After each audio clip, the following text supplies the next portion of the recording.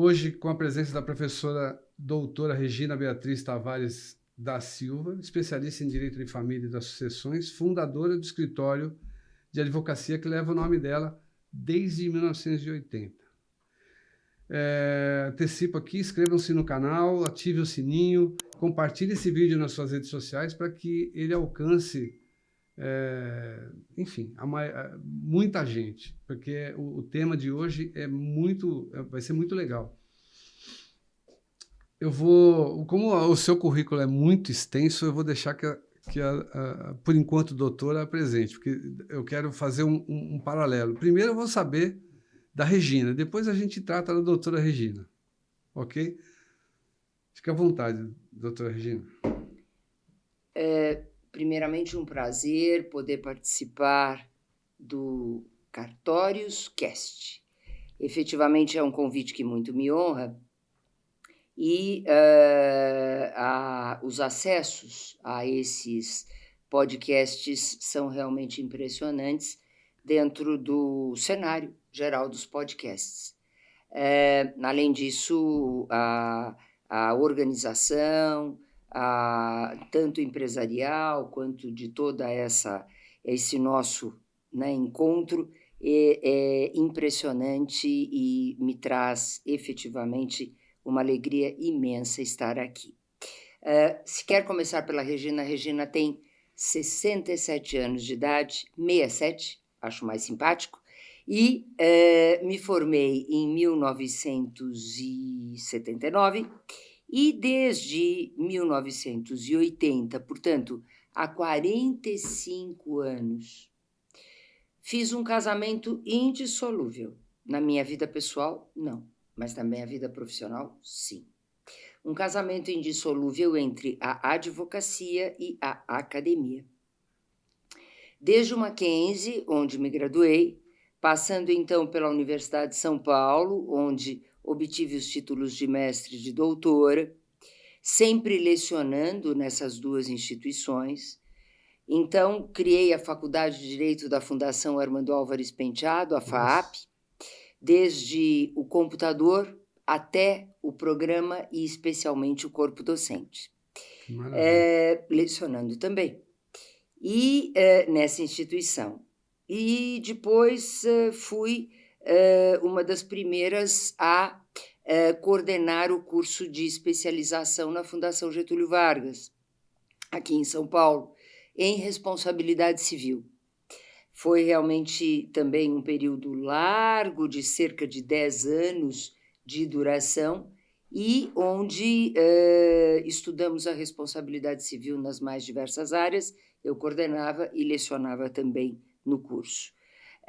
Muitas outras escolas, inclusive da magistratura, em vários estados do Brasil, em cursos para os magistrados, cursos para também os promotores, escolas do Ministério Público, enfim, sempre unia a atividade advocatícia à atividade acadêmica, com um escritório que tem o meu nome, desde 1980, voltado especialmente para o direito de família, o direito das sucessões, o biodireito, a responsabilidade civil e é exatamente do biodireito e, portanto, do direito de família que nós vamos conversar hoje nesse podcast. Eu queria observar que no escritório de advocacia, que leva o meu nome, nós temos aqui atividades tanto extrajudiciais, que, portanto, envolvem a atividade notarial, atividade registral, com planejamentos sucessórios, planejamentos patrimoniais, e também o contencioso, ou seja, os processos judiciais. E eu tenho a imensa satisfação de, no escritório de advocacia, ter um sucessor, que é o meu filho, Luiz Eduardo Tavares dos Santos, que efetivamente faz um trabalho muito importante, não só na administração do escritório, mas também nesta parte extrajudicial.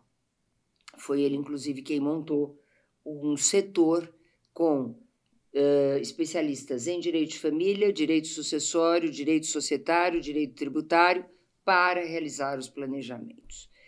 Na ADEFAS, que é a minha outra paixão, que hoje é praticamente a minha vida acadêmica, né?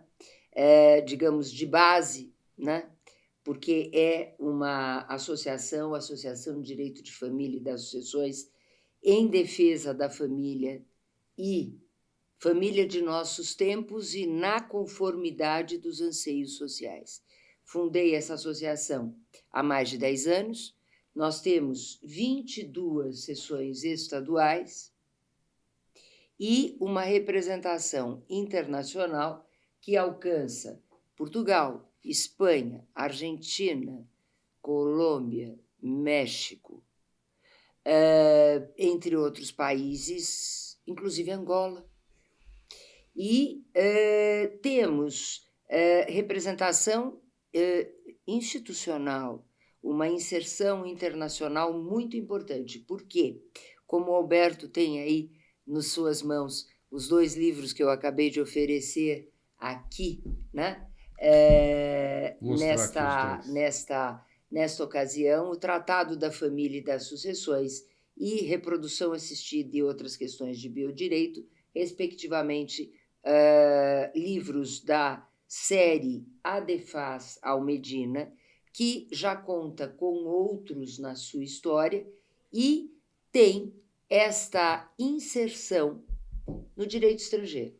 Nós temos textos brasileiros, Alberto, e temos também textos de outros países, fazendo, portanto, esta devida comparação dos vários ordenamentos jurídicos, isso em todos os nossos livros ADEFAS Almedina, e que agora é ADEFAS Almedina Alta Books, essa inserção que é indispensável. Nós precisamos ter o olhar voltado para o direito estrangeiro, e o direito estrangeiro, o direito de outros países, precisa ter o olhar voltado para o nosso país, tanto nos acertos quanto nos erros, nossos e dos outros países. É importante olhar para dentro de nós mesmos, né? Exato. E o Brasil não é uma ilha.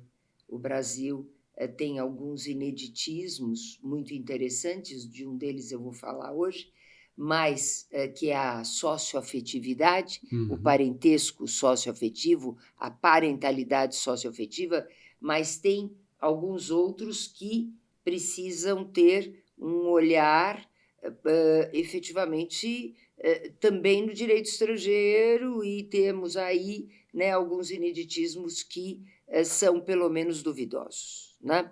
Temos agora um projeto de lei de reforma do Código Civil em andamento, o projeto de lei 04 de 2025.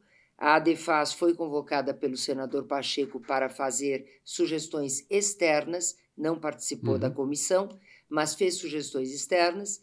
Com a nossa conselheira científica, professora Rosa Neri, na relatoria, conseguimos que fossem adotadas algumas de nossas sugestões, mas esse PL ainda padece de muitos erros, não pelo trabalho de Rosa, que foi exemplar, mas, enfim, é um projeto de lei que modifica mais de 1.100 artigos em apenas 7 meses de trabalhos da comissão.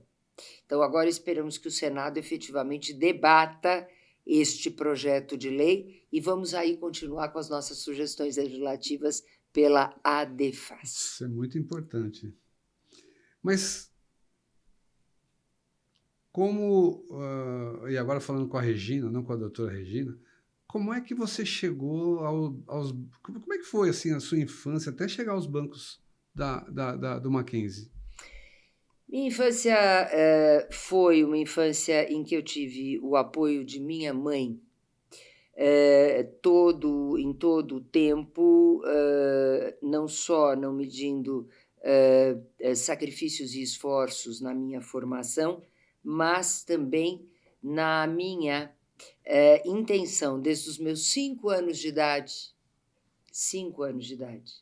de ser advogada. Nossa.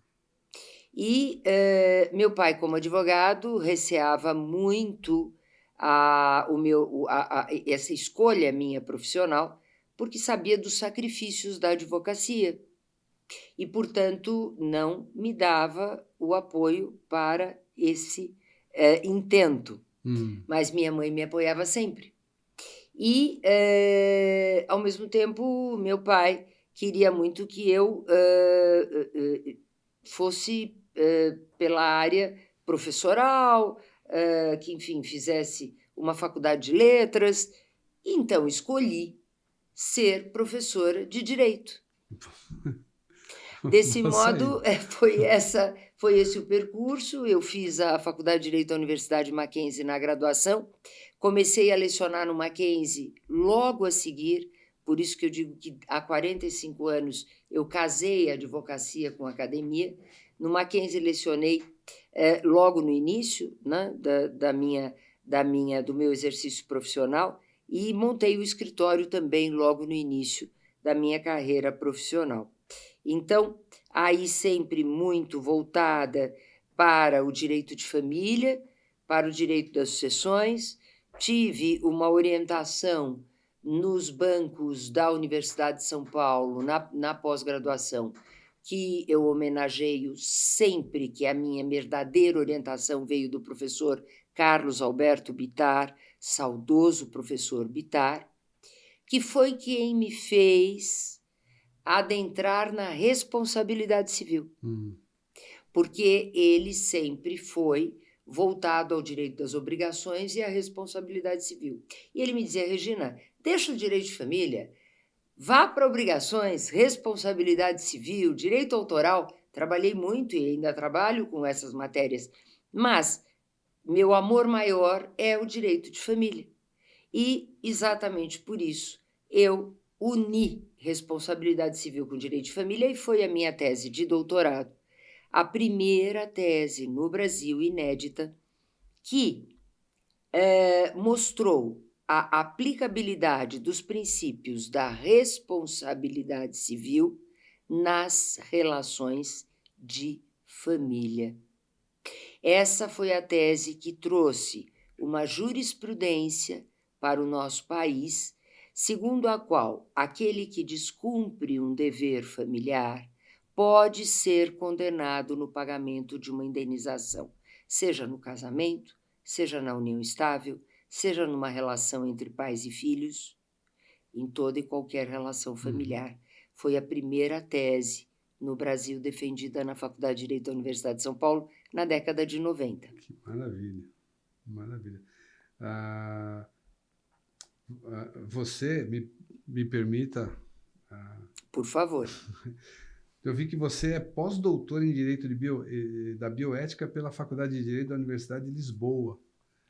Isso também, enfim, é de extrema importância no seu currículo, né? Porque eu tenho acompanhado muitos titulares de cartório que estão indo para Portugal, para a Universidade de Coimbra, fazendo lá alguns cursos. Inclusive, teve uma professora lá da Universidade de Coimbra que esteve lá na Uniítalo, que é por quem nós chegamos até você, né? O Michael. Ela esteve lá essa semana, eu estive presente na palestra. Enfim, é um currículo, enfim, enorme aqui. Vale, né? Não é que não vale a pena, mas, poxa, uma das outras curiosidades aqui que para o nosso público, a doutora ocupa a cadeira 39 da Academia Paulista de Letras Jurídicas. Também, né, é uma honra, né, ter uma pessoa tão qualificada aqui no nosso humilde podcast como a senhora. Muito obrigada. Como você. E, sabe, Alberto, falando deste curso de pós-doutoramento na Faculdade de Direito da Universidade de Lisboa, ali também eu trabalhei com o biodireito. Biodireito, acredito que todos tenham já a perfeita noção dessa expressão, né, o que significa, é a bioética e a sua ligação com o direito, né? Não é só o direito da vida, né? Biodireito. É a bioética em todos os seus as suas ramificações, mas sempre com o olhar do direito sobre a bioética. Não vejo a possibilidade da existência da bioética sem o direito. E o direito também não pode existir sem a bioética. E ali fiz a junção também, né? No caso do biodireito, que foi sempre um trabalho que também me foi inspirado pelo professor Bittar. Trabalhei num artigo na década de final de 80, começo de 90, um livro que ele coordenou, foi o primeiro artigo sobre responsabilidade civil em relação a todos os atores, vamos chamar assim, ou partícipes da reprodução assistida. O doador do sêmen, a receptora, o projeto parental, no caso, gestação de substituição, responsabilidade civil, tanto no sentido de cumprimento dos deveres como dos danos que podem ser acarretados por uma reprodução assistida, a depender de como ela seja realizada. E na Uniítalo eu tive esse imenso prazer de ser convidada para participar do corpo docente desse curso de pós-graduação, que acabou de ter início, mas que as inscrições estão abertas até o final de abril. É um curso sobre direito de família, direito das sucessões, também com um olhar para o biodireito e, claro, sendo uma iniciativa do grande Dr. Dipe, com os olhos voltados para o direito notarial e o direito registral. Inclusive, as minhas aulas serão sobre divórcio, e que leva a todos os aspectos notariais também, e também registrais, e sobre união estável, também voltado para os aspectos notariais e registrais. Sim. É um curso que tem, afora esta que lhes fala, um corpo de juristas exemplar. E recomendo efetivamente a especialização lato sensu da Uniítalo. Já que a doutora falou nessa questão da inseminação, eu até tinha feito aqui os dois itens, mas eu vou primeiro sobre essa questão da inseminação artificial caseira, e depois a gente fala da desconstituição da paternidade biológica, que eu acho que me interessou esse assunto. Não pessoalmente, é claro, mas eu achei um assunto interessante de se discutir. Bom, eu sou pai de uma criança adotada que nasceu Natália e hoje é Arthur. Aos 18 anos, ele não se encontrava naquele corpo de mulher, e então fez a transição e hoje é Arthur. Mas, antes do Arthur chegar nas nossas vidas, né, na minha vida pessoal e na da minha esposa, nós passamos por um período de tentativa de gravidez. E nessas tentativas, nós acabamos recorrendo à inseminação artificial. Então, eu quero explicar aqui para quem nos acompanha. Eu vivenciei a dificuldade e todo esse rigor que existe numa inseminação artificial. Nós fizemos 3. E é uma coisa muito complicada, não é só o homem chegar e se masturbar e, enfim, pegar lá o sêmen e jogar dentro da mulher, porque não é assim que funciona. Todo esse trabalho, ele envolvia altos níveis de hormônios que a minha esposa tomava para poder ovular mais, uma análise do sêmen para que eles pudessem captar aqueles melhores, para que Gametas, posteriormente, sim. exatamente, para que posteriormente eles aplicassem via um catéter dentro do útero. E eu acompanhei essa aplicação, porque eu fui... não era uma questão de convite, mas como é um procedimento muito invasivo e muito sensível para a mulher. Nós fizemos 3 vezes e, infelizmente, nenhuma das 3 resultou sucesso. Sim. como partir para uma inseminação in vitro era uma coisa muito mais cara, e na época a gente então decidiu pela adoção. E aí, graças a Deus, e a uma menina que resolveu nos presentear com a criança, porque ela, enfim, não tinha condições de criar, nós pegamos o Arthur com 3 dias de vida. Foi registrado em nome da mãe, eu entrei com o processo de adoção, depois ela abriu mão do pátrio poder e nos transmitiu a guarda. O pai a gente nunca soube quem é, ou quem foi, né? Mas tinha um pai. Então, me assustou essa questão da inseminação artificial caseira quando nós conversamos ao telefone, porque eu jamais imaginei que pudesse ter algum maluco que pudesse tentar fazer uma coisa dessa no fundo de quintal, porque não tem sentido isso. E aí, aquele artigo que eu li lá na sua plataforma, de o sim ou não, quer dizer, mesmo assim tem gente que ainda acha que seria possível, mas eu queria saber mais sobre isso, doutora. Gostei muito da sua introdução, Alberto, porque abre para todos uma visão geral, desde a adoção, passando pela reprodução medicamente assistida e chegando na inseminação caseira. Eu quero aqui dizer o seguinte, primeiramente. O que é esta inseminação caseira ou reprodução artificial clandestina? Aliás, essa expressão reprodução artificial clandestina não é minha e eu sempre preservo as autorias em tudo.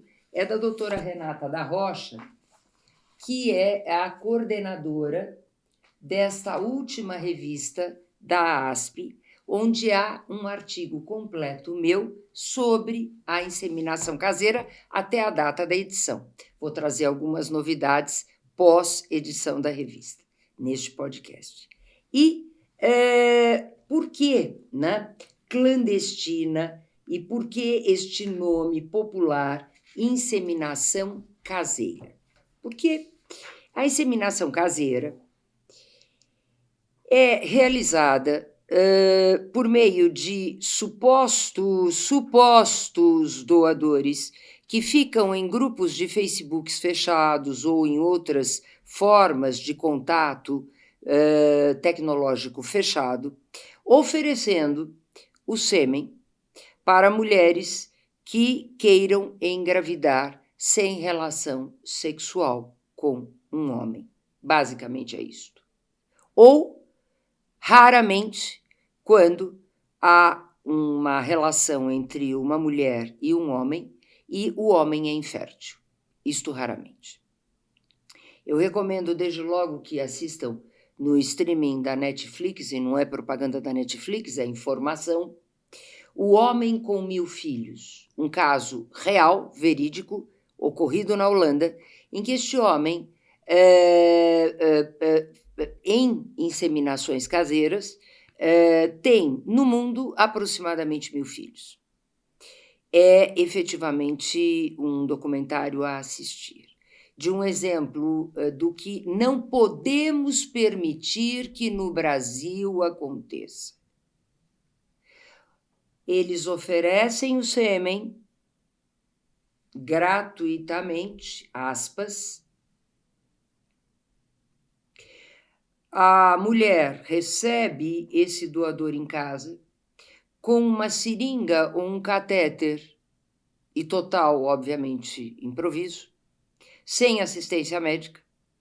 A mulher, ele ejacula, a mulher insere esse catéter ou essa seringa no seu corpo e, por vezes, engravida.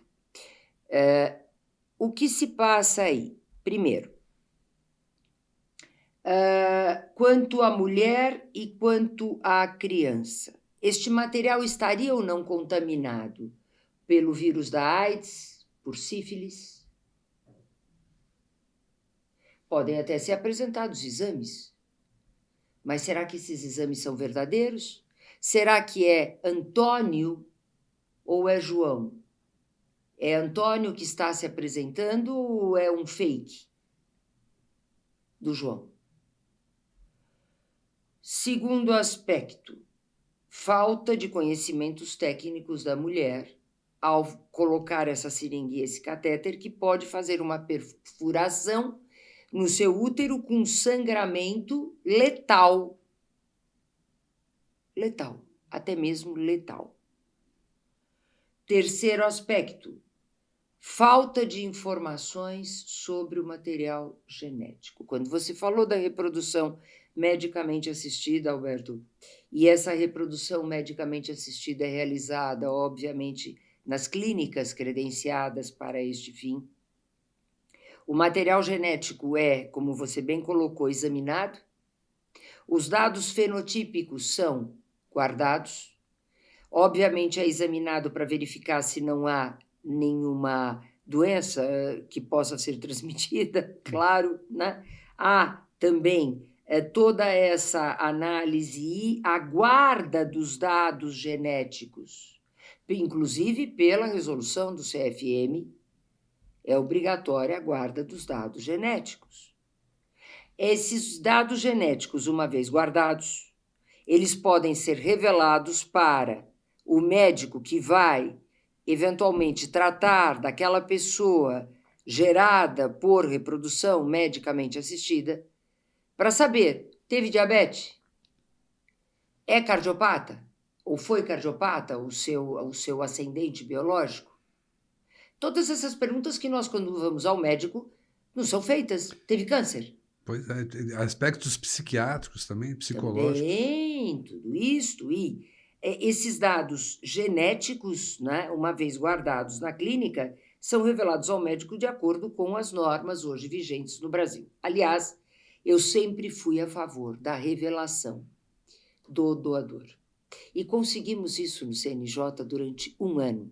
A ADEFAS conseguiu, por meio de uma norma que foi redigida e, obviamente, ali da nossa corregedora, então, Nacional de Justiça, a ministra Nancy Andrighi, que pediu que nós nos manifestássemos perante o CNJ num pedido de providências que era para outro fim, e nós nos manifestamos, ela fez uma ampliação pela quebra do sigilo do doador. Por que a quebra do sigilo do doador e por que, falando de reprodução agora medicamente assistida, um parênteses, é muito importante.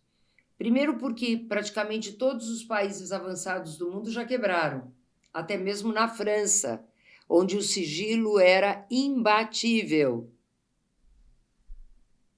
em razão de muitos motivos.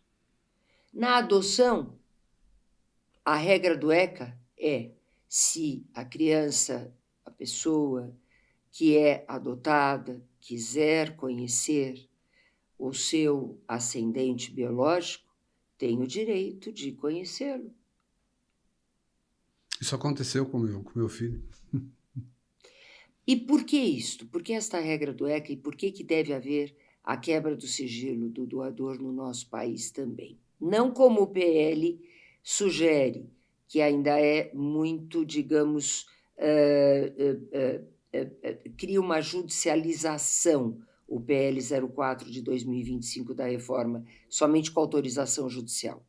Nos moldes, por exemplo, de Portugal. Falo de Portugal porque é a mesma língua, é muito fácil qualquer um achar isto até pelo Google, que em Portugal a norma é revela-se o doador. Não tem vínculo, como não tem também na adoção, nenhum vínculo de parentesco, mas, então por quê? Por que revelar? Se os dados fenotípicos estão guardados, se isto é possível para tratamento, porque se cria, e nós estudamos isso na Fundação Getúlio Vargas, com um aprofundamento imenso, juntamente com Esther Voiler, que é uma grande especialista na área da psicologia, e na área da reprodução medicamente assistida, quem não sabe de onde veio, muitas vezes tem um vazio existencial. De onde eu vim? Será que eu sou filho do meu professor da faculdade?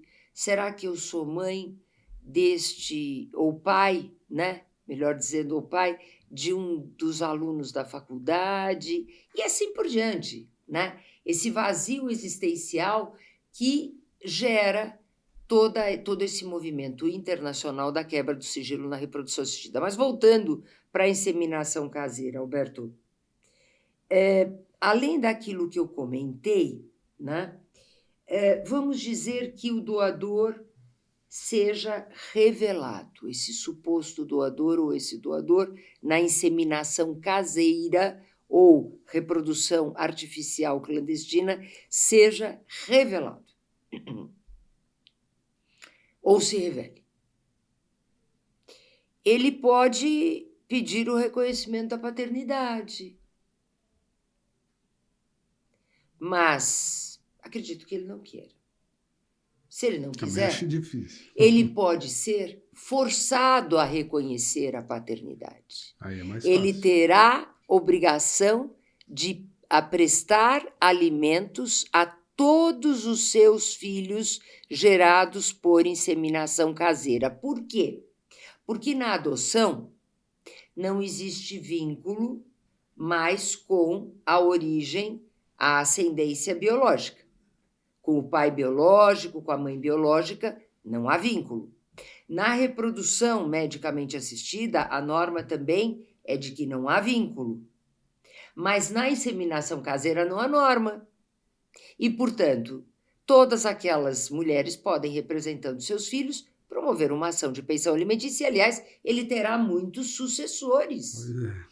Sua herança, mesmo que ele tenha filhos oriundos de um casamento e queira deixar a eles a herança, ele vai ter que dividir, talvez, quem sabe, a herança com todas essas crianças. Aquele homem com 1000 filhos Pois é, na eu Holanda. estava pensando nele. Não é? Então, dentro disto, né, há efetivamente toda essa série de riscos, de problemas, de consequências danosas, especialmente para a mulher e para a criança. Uma mulher não pode defender a inseminação caseira, como tem defendido perante o CNJ, Alberto, e é o IBDFAN que requereu a primeira providência, é o chamado pedido de providências junto ao Conselho Nacional de Justiça. O CNJ convocou a ADEFAS para que se manifestasse. A ADEFAS, então, se manifestou e, com todos esses riscos, mostrando, inclusive com laudo médico, tudo isso de que falamos, não é achismo, é a realidade médica, e depois veio o CFM, veio a Anvisa se manifestar também, e todos nós, portanto, estes citados, ADEFAS, CFM e Anvisa, contrariando o pedido de providências para que não fosse deferido o que estava sendo solicitado e o que era solicitado, em incentivo à inseminação caseira, que fosse revogado a norma do CNJ que diz: quando a reprodução é artificial, para que haja o registro de nascimento não só da mulher que apresenta a declaração de nascido vivo, da gestante, de onde veio a criança, de onde nasceu a mulher, de quem nasceu a criança, que deu à luz a criança, deve ser apresentada também a declaração do médico responsável pela clínica de reprodução assistida, para que o oficial de registro civil tenha a devida segurança jurídica de que há um projeto parental de Maria e João, ou de Maria e Maria, ou de João e Pedro, Maria e Ana, ou de João e Pedro, ou seja, de um homem e de uma mulher, de 2 mulheres ou de 2 homens.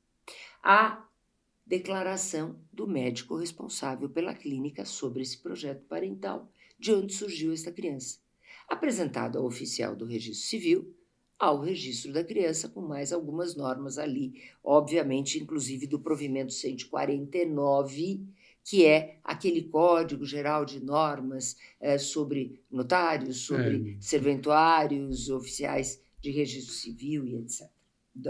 Inclusive de autoria do ministro Salomão, a principal autoria.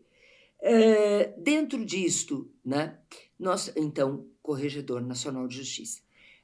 Dentro disto, né, qual foi o pedido de providências feito pelo IBDFAN, em que a ADEFAS se manifestou a Anvisa e o CFM também contrariamente, pela não revogação desse dispositivo.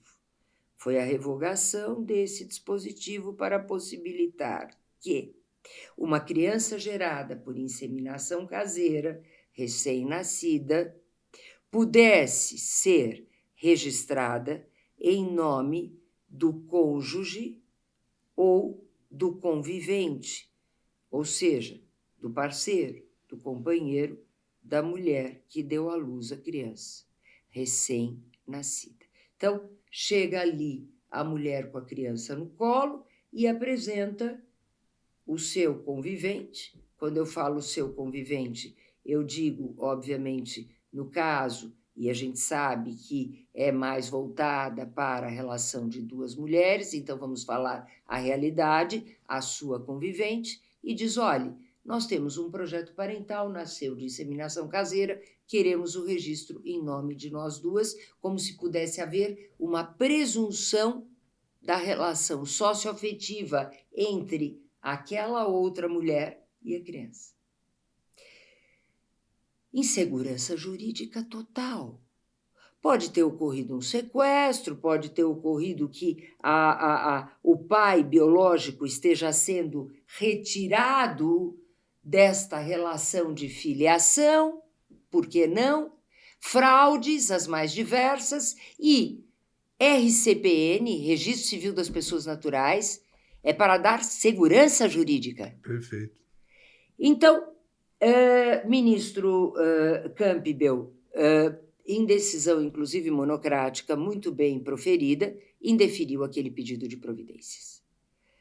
Passado cerca de um mês, o IBDFAN realiza outro pedido de providências, também de incentivo à inseminação caseira, ali, digamos, com uma outra suposta roupagem, dizendo, não queremos a revogação da norma, queremos a complementação para que haja a presunção da socioafetividade, ou seja, da relação de socioafetividade daquela outra mulher, no caso de inseminação caseira.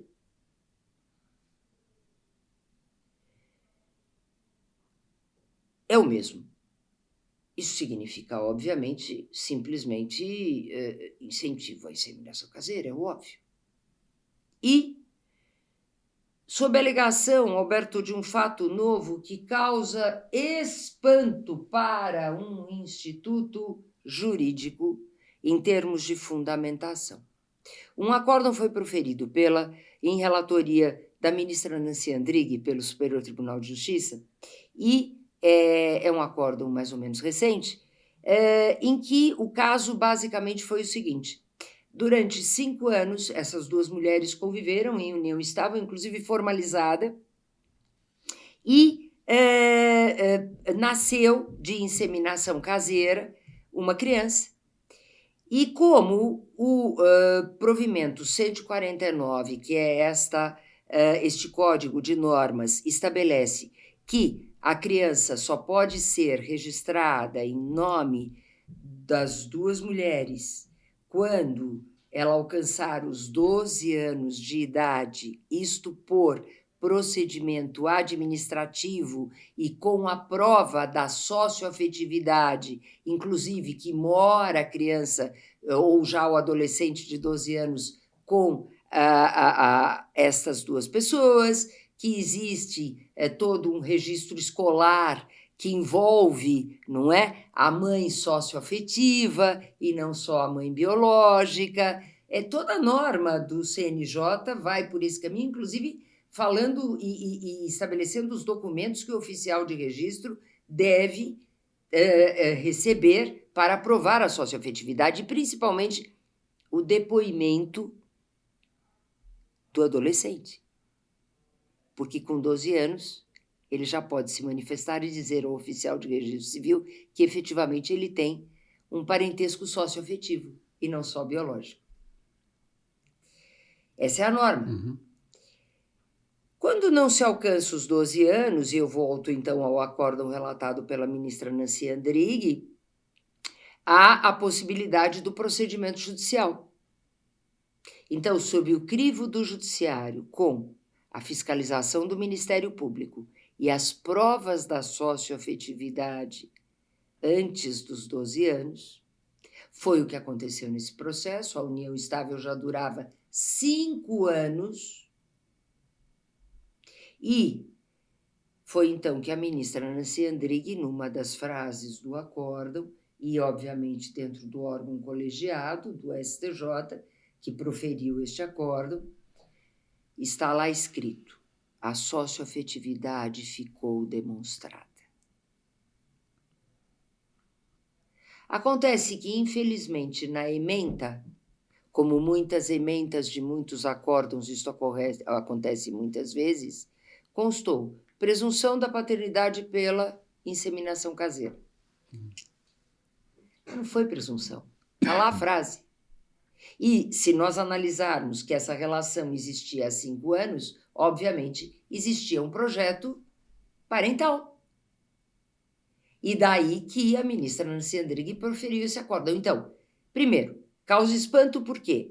Só se usa uma das frases do acórdão sem uma análise do período de duração, da frase que consta expressamente do acórdão em que a ministra diz foi demonstrada a socioafetividade, e o órgão colegiado, portanto, também, do STJ, e causa espanto porque é um acórdão, é um precedente, não é tese de repercussão geral, não é uma tese firmada do STF, não é uma tese firmada pelo STJ e não é jurisprudência. Então, vamos lembrar, jurisprudência é posição uniforme ou majoritária de um tribunal. Um acórdão é um precedente. E este acórdão é utilizado nesse novo pedido de providências, em que, mais uma vez, a DEFAS foi convocada a se manifestar. E aí, além de levantar, mais uma vez, todos os riscos já reconhecidos pelo ministro Campbell no pedido de providências anterior, indeferido, nós tivemos ali que, com toda a vênia, não é, do Conselho Nacional de Justiça e do excelentíssimo Corregedor Nacional de Justiça, demonstrar que é um acórdão, é um precedente, e que esse acórdão deve ser analisado como um todo e não só pela ementa. Né? Então, esperamos que também seja indeferido esse pedido de providências e esperamos que, no Brasil, o Congresso Nacional, Alberto, haja como já agiram outros países, inclusive Portugal. Mais uma vez cito Portugal, não só porque sou cidadã portuguesa e admiro muito a legislação portuguesa e a doutrina portuguesa. Isso, aliás, não sou só eu, é um exemplo. Mas porque temos línguas, a mesma língua, não é? É de fácil localização o que digo. Em Portugal tem norma expressa que veda a inseminação caseira. Somente é possível realizar a inseminação artificial ou reprodução medicamente assistida em Portugal desde 1986. A legislação é de 1986 em Portugal. Sêmen recolhido, analisado e conservado por instituições públicas ou privadas, com todas as garantias técnicas para evitar todos aqueles riscos apontados, ou seja, somente mediante o que se chama lá procriação medicamente assistida, e que aqui se chama reprodução medicamente assistida. Por sinal, quem nos trouxe essa informação é o professor André Dias Pereira, que é nosso presidente da Comissão de Biodireito em Portugal, Faculdade de Direito de Coimbra. A ADEFAS tem um convênio com a Faculdade de Direito de Coimbra, realiza muitos congressos. O nosso presidente da Comissão de Biodireito é de Coimbra, e ali também temos outros grandes estudiosos, como, por exemplo, o professor Rafael Vale Reis, que também é presidente da Comissão de Direito Notarial e Registral em Portugal, também professor de Coimbra. Temos o professor Javier, que acabou de assumir a Comissão de Biodireito na Espanha, Universidade de Alicante. Então, temos que nos inspirar no direito estrangeiro, não é? Porque há uma proibição. Por isso, agora, esta história, Alberto, eu não posso deixar de falar nisso, de que, já que não é proibida a inseminação caseira no Brasil, por isso ela é permitida, isso é uma falácia. Nós temos que pensar um pouco em Pontes de Miranda, Bernardes de Melo, todos esses autores clássicos e que são hoje tão esquecidos e que dizem o fato por si só, ele não é permitido por não ser proibido. Ele precisa entrar no mundo jurídico, ele precisa ter suporte jurídico para efetivamente produzir efeitos, para que ele seja consolidado pelo direito. Então, não é tudo que não é proibido que é permitido. Eu concordo. Concordo. Em gênero, número e grau. Bom, você tinha me dito ontem, quando nos falamos ao telefone, de uma diferença entre socioafetividade e eu esqueci o outro termo. Talvez você tenha, não sei se foi da conversa de ontem, mas de algum outro conteúdo que eu tenha publicado, Alberto, diferença entre socioafetividade e poliafetividade. É isso? Acho que é isso. É um outro conteúdo muito importante, que é outra bandeira da DEFAS. Mas não sei se isso está se está nessa rota. Olha, ou se a gente fala de sobre... algum modo, sim, né? Direito de família é interessante, né? Porque tudo se interliga, né, Alberto? É verdade. E é bom você me dar essa chance de tocar rapidamente nisso. Socioafetividade, o que é? É uma relação socialmente e dentro daquele núcleo mãe e filho, pai e filho, que denota a existência de uma relação como se ela fosse biológica, como se ela fosse adotiva, biológica ou adotiva. É pai, é mãe.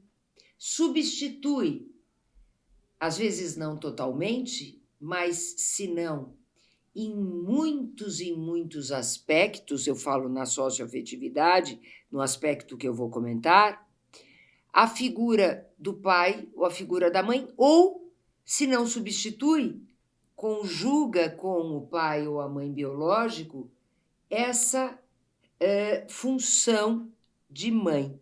Duas mães, dois pais, uma mãe e um padrasto, que muitas vezes substitui a figura do pai. Tudo isso é socioafetividade. Então, precisa ter reconhecimento social e, pelo próprio nome, afetividade. Com muito cuidado do uso da afetividade, né? Porque nenhum juiz consegue medir sentimento, nem o oficial de registro civil, quando vai fazer aquele registro da socioafetividade, né? Ele não vai conseguir, ele vai conseguir dados objetivos, né? Dados objetivos que demonstrem que há o cumprimento dos deveres de um genitor, como se fosse um genitor biológico, né? Dever de cuidado, dever de educar, dever de criar, dever, enfim, né? Todos esses deveres que envolvem a figura do genitor perante o filho. E isto é socioafetividade, por isso que nós dizemos que antes dos 12 anos, só sob o crivo judicial, o reconhecimento da socioafetividade, nos casos que, infelizmente, possam existir de inseminação caseira, e, no que toca ao maior de 12 anos, o procedimento administrativo regulado pelo provimento 149. Pois bem, é o afeto objetivado, né? É o afeto no plano objetivo, né? Que tem que ser demonstrado, essa relação próxima. Agora, poliafetividade. Poliafetividade é a tal relação dos trisais, em que uma mulher com 2 homens ou um homem com 2 mulheres, via de regra um homem com 2 mulheres, via de regra eu digo nos países que adotam a poligamia, que são os países, na maior parte da África, Angola, na Constituição de lá, proíbe a poligamia, e em Angola só os que não sabem ler e escrever é que a praticam, segundo o professor Fansoni, que é o nosso representante em Angola, no continente africano, mas a poligamia existe em alguns e muitos países da África ainda, e numa menor parte da Ásia. Em todo o resto do mundo ocidental e oriental, nós temos a monogamia. A relação entre 2 pessoas, inclusive pela nossa Constituição Federal, a Constituição Federal Brasileira, que fala em 2 pessoas, fala em um homem e uma mulher, e o STF então interpretou como podendo ser 2 homens ou 2 mulheres, daí a união estável entre 2 homens e 2 mulheres, daí o casamento entre 2 homens e 2 mulheres, ou 2 mulheres. Mas 2. E surgiu essa ideia no Brasil também do tal poliafeto, poliafetividade, poligamia. Por que não? Poligamia. Eu, então, inventei essa expressão trisal. Pior é que foi minha invenção, Alberto. E acabou virando uma expressão usada para, digamos assim, citar trisais como um exemplo de família. Não é exemplo nenhum. Não é exemplo nenhum por quê? Claro que cada um vive como quer, cada um faz o que quer. Claro que sim, podem viver em 3, em 4, em 5, mas não queiram direitos de família, direitos sucessórios, direitos previdenciários e outros. Tanto que o CNJ, a pedido da Defas, proibiu a lavratura de escrituras de 3, 4, 5 pessoas. Eu lembro a primeira escritura de trisal que foi lavrada e que causou uma polêmica muito grande no ambiente notarial e registral. Causou, foi lavrada em São Paulo. Nós utilizamos como documentos nesse pedido de providências uma dessas escrituras, lavradas por essa tabeliã que eu evito até citar o nome, não quero criar constrangimento. Foi também lavrada uma outra no Rio de Janeiro, que nós conseguimos então apresentar, e o CNJ proibiu a lavratura dessas escrituras. Por quê? Porque o CNJ é preconceituoso? Não. Porque a Defas apresentou todos os fundamentos para demonstrar que a poligamia faz mal às pessoas, especialmente à mulher. Normalmente um homem com mais do que uma mulher. E as mulheres subordinadas àquele homem. Depois de tanto trabalho que eu mesma acompanhei, eu sou formada desde 1979, então acompanhei todo o trabalho pré-Constituição e antes mesmo, historicamente, da mulher lutando pela igualdade com o homem, agora a mulher passa a ser subordinada ao homem numa relação poligâmica, e é inevitável a subordinação, porque quando existem 2 pessoas, Alberto, existem os conflitos, mas é um conflito ali de paridade, mulher e homem. Às vezes não há paridade, a gente sabe, mas por presunção legal, há paridade, 2 pessoas. Quando há um homem e mais do que uma mulher, se forma um conjunto ali de pessoas que precisa ter alguém que mande, alguém que comande. Inclusive, naquela escritura que nós apresentamos no CNJ, o homem, o sobrenome, e esse eu cito mesmo, se chamava Generoso. Generoso. Ele já tinha uma mulher em união estável há mais de 10 anos e trouxe a outra mulher para dentro de casa, mais novinha, e a escritura dizia o seguinte: generoso é o chefe, generoso comanda. E todo aquele patrimônio, Alberto, que seria da primeira mulher em comunhão parcial pela união estável, passou a ser só dele. Numa mágica da escritura e desta tabelier. Então, veja que é, efetivamente, até por essa escritura, absolutamente inválida e nula, se vê, e na África se sabe, a subordinação das mulheres nos países africanos que adotam a poligamia. Então, esse é um dos motivos. Segundo motivo, maiores índices de mortalidade infantil. É só pela pobreza? Não.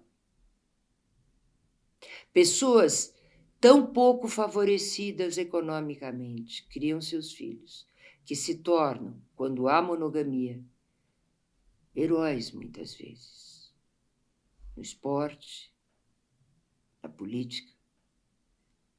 Sabemos. Heróis de que gostamos ou de que não gostamos, não importa, mas pessoas com grande destaque, né? E, ao mesmo tempo, né? Portanto, não é a pobreza que leva aos maiores índices de falta de educação da prole e de até mortalidade da prole. Há um estudo da Academia Britânica, a mais antiga academia do mundo inteiro, e que sobrevive até hoje, de 1600. Uma academia que estatisticamente mostra os benefícios da monogamia e os males da poligamia ao redor do mundo, em que esses índices de mortalidade, esses índices de violência doméstica muito maior nos países da poligamia, violência doméstica, obviamente, contra a mulher, também são ali apresentados. É um estudo que envolveu universidades norte-americanas, canadenses e outros de outros países com cientistas políticos, economistas, psicólogos, enfim, várias áreas de conhecimento. E como fazem os americanos, os norte-americanos, estudo estatístico, né? Violência doméstica, falta de educação, a prole, mortalidade infantil, maiores índices de criminalidade. Sabe por quê, Alberto? Não. Quando você chega em casa, Alberto, você encontra sua esposa? Sim. Você chega com problemas em casa, você tem com quem desabafar? Sim. Ajuda o desabafo? Ah, sempre ajuda, né? E ajuda com alguém que é da sua estrita confiança, né? Pois é. Isso você tem na monogamia. Na poligamia, o homem chega em casa, ele tem várias mulheres. Com quem ele vai desabafar? Já começa a ficar complicada a escolha. E, a não ser que se forme um órgão colegiado, não é? E, além disso, há o ciúme de uma mulher em relação à outra, comprovado. Porque o ser humano é monogâmico atavicamente, assim como alguns animais, especialmente animais selvagens, são atavicamente monogâmicos. Embora exista a infidelidade, infelizmente existe, né? Em termos atávicos, o ser humano é monogâmico. E essas mulheres disputam aquele homem. Então, existe o quê? O conflito. Não é que numa relação monogâmica, Alberto, não exista conflito. Claro que existe, existem brigas, Sim, existem claro. discussões, mas existe este apoio e esta harmonia que se propicia muito melhor na monogamia do que na poligamia. Isso afora outras tantas consequências, e aí nós chegamos, para finalizar, nesse assunto do tal poliamor, expressão sedutora, é poligamia. Na nos IDHs, os Índices de Desenvolvimento Humano. Os menores IDHs estão nos países poligâmicos. Isso não é mera coincidência. Tem todo sentido. Bom, aí acho que a gente vai, então, em direção à desconstituição da paternidade biológica, porque acho que é uma continuidade desse assunto, né? Como você disse, né? Tudo se une, né? Dá vontade de a gente ficar conversando aqui Pois é. durante, né, dias, né, Alberto? Mas você tocou efetivamente nos pontos principais. É recente um acórdão, também um precedente, também relatado pela ministra Nancy Andrighi, que eu, inclusive, levei às minhas redes sociais, né? No caso do Instagram, posso falar? Claro. DRA Regina Beatriz. E da ADFAS é ADFAS, ADFAS, pela família. E também tem o do escritório, que é RBTSSA. Mas levei no DRA Regina Beatriz, e que também acabou na publicação da ADFAS pela família, esse acórdão, comentei, vai sair um artigo em breve, mais alentado, em que esse acórdão, relatado pela ministra, desconstituiu a paternidade biológica. Nós temos duas causas para a desconstituição da paternidade biológica. Nós temos a primeira causa legal do Código Civil, não a desconstituição da paternidade, é a perda do poder familiar. Isto para quem tem menos do que 18 anos. Se o pai maltrata o filho, abandona o filho, leva efetivamente descumpre efetivamente os seus deveres, há dispositivo expresso no Código Civil de 2002, o nosso vigente Código Civil, assim como havia no Código de 16, de perda do poder familiar. Na perda do poder familiar, o filho se desvincula do pai ou da mãe, mas continua com o direito a receber pensão alimentícia e continua a ser sucessor, mas a recíproca não é verdadeira. O pai não é sucessor do filho. É uma sanção mesmo ao pai. E existe um outro dispositivo no Código Civil que diz nos 4 primeiros anos, após a complementação da maioridade, por vício de registro, especialmente por vício de registro, erro registral, pode o filho impugnar a paternidade. São os 2 dispositivos. Mas nesse caso, que é inovador, esse acórdão é inovador, o abandono moral e material foi considerado como causa de desconstituição da paternidade, sem se enquadrar propriamente nem no primeiro dispositivo, porque o filho já tinha mais de 18 anos, nem no segundo, porque não havia vício de registro. E, efetivamente, é um acórdão que merece muita reflexão, né? Verdade. Porque nós não temos na legislação o abandono moral ou o abandono material, falam abandono afetivo, eu prefiro usar a expressão abandono moral, porque afeto é sentimento, né? Uhum. E o moral é no sentido do plano dos fatos, né? Do que se apresenta objetivamente. Abandono precisa ter previsão legal. Só que a jurisprudência é criativa, né, no nosso país, e esse acórdão é de ser efetivamente refletido pelos legisladores do nosso país, e esperamos que tenhamos aí uma norma nesse sentido, numa eventual e futura reforma, ou quiçá, se a reforma não for para frente, que tenhamos uma norma modificada no Código Civil vigente. Então, estamos chegando ao final de mais um episódio do Cartórios Cast, mas eu queria que a senhora tecesse as suas considerações finais.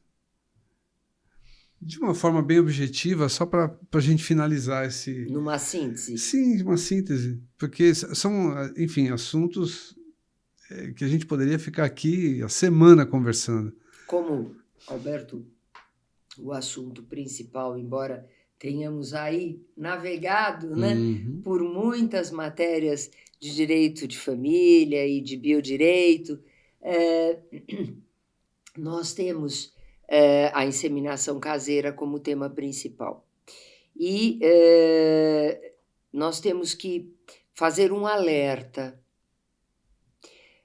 Independentemente do que venha acontecer, e eu acredito que só pode vir a ocorrer um indeferimento desse pedido de providências de incentivo à inseminação caseira, o segundo, porque o primeiro já foi julgado improcedente, com as manifestações da DEFAS, do CFM, da Anvisa, inclusive pela segurança jurídica que sempre esperamos dos serventuários, dos oficiais de registro civil, e que vão ficar muito inseguros com isto, né? Se pudesse, né, haver o registro por uma simples presunção da socioafetividade, né?